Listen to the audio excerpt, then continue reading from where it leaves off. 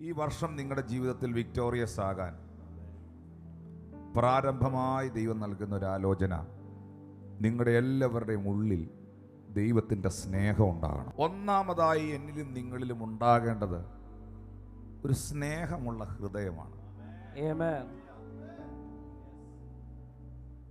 കാരണം 1 തെസ്സലോനിക്കർ 3-ാം അധ്യായം 12-13 വാക്യത്തിൽ എഴുതിയിട്ടുണ്ട്, എന്നാൽ ഞങ്ങൾക്ക് നിങ്ങളോടുള്ള സ്നേഹം വർദ്ധിക്കുന്നത് പോലെ കർത്താവ് നിങ്ങൾക്ക് തമ്മിലും എല്ലാവരോടുമുള്ള സ്നേഹം വർദ്ധിച്ചു.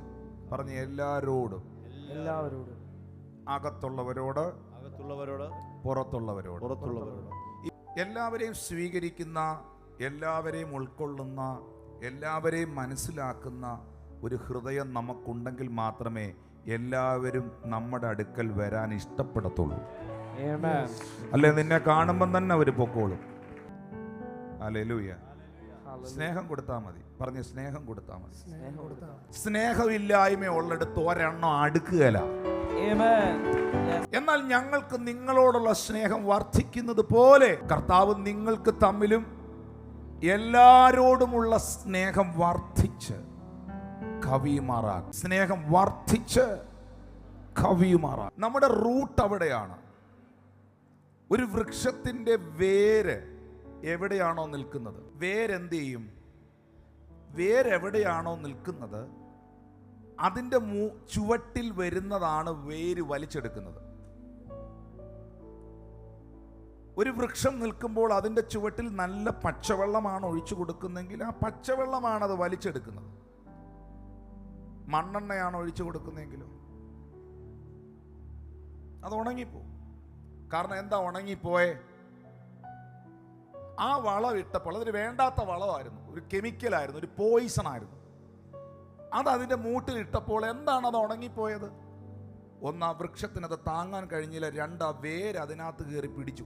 എഫെസ്യർക്ക് എഴുതിയ ലേഖനം 3-ാം അധ്യായം 17, 18, 19 വാക്യത്തിൽ എഴുതിയിട്ടുണ്ട്, ക്രിസ്തു വിശ്വാസത്തിൽ നിങ്ങളുടെ ഹൃദയത്തിൽ വസിക്കേണ്ടതിനും, ആ വിശ്വാസം, ക്രിസ്തുവിലുള്ള വിശ്വാസം നിങ്ങളുടെ ഹൃദയത്തിൽ വസിക്കേണ്ടതിന് വരം നൽകണമെന്നും നിങ്ങൾ സ്നേഹത്തിൽ വേരൂന്നി അടിസ്ഥാനപ്പെട്ടവരായി, ഹല്ലേലൂയ, നിങ്ങളാകുന്ന വൃക്ഷം നിൽക്കേണ്ടത് സ്നേഹത്തിലാണ്. നിങ്ങളുടെ വേരെവിടെ ഇറങ്ങണ്ടേ? Deeply rooted and securely grounded in love. സ്നേഹത്തിൽ വേരൂന്നണം. ഈ 2026 എൻ്റെ വാത്സല്യ കുടുംബങ്ങളോട്, സഹോദരങ്ങളോട് സ്നേഹത്തോടെ ഞാൻ പറയുകയാണ്, എന്നെ ഒന്ന് നോക്കിയേ. ഇനി എത്ര കാഹളം ഊതിയാലും നിന്നിൽ സ്നേഹമില്ലെങ്കിൽ നീ ഒരു വിഷമായിരിക്കും. ഫ്രൂട്ട്ഫുൾ ആകണം, ഫ്രൂട്ട്ഫുൾ ആകണം. ദൈവം ഈ ഭൂമിയിൽ വൃക്ഷങ്ങളെ മുളപ്പിച്ചപ്പോൾ അതത് ഫലമുള്ള എന്നൊരു വാക്ക് അവിടെ എഴുതിയിട്ടുണ്ട്. എല്ലാം ഫ്രൂട്ട്ഫുൾ ആയിരുന്നു, ഫലകരമായിരുന്നു.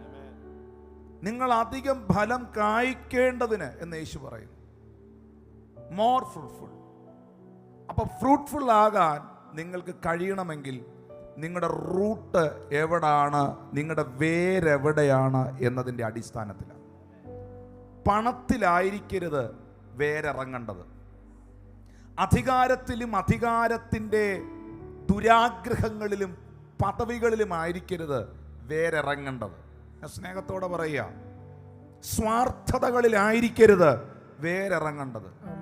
പകയിലും വിദ്വേഷത്തിലും ആയിരിക്കരുത് വേരിറങ്ങേണ്ടത്. ഇതെല്ലാം നിങ്ങളെ നശിപ്പിച്ചു കളയും. ഇതെല്ലാം നിങ്ങളെ ഒരു മരം ഉണക്കിക്കളയുന്ന പോലെ ഉണക്കിക്കളയും. പക്ഷെ സ്നേഹത്തിൽ വേരൂന്നിയാൽ,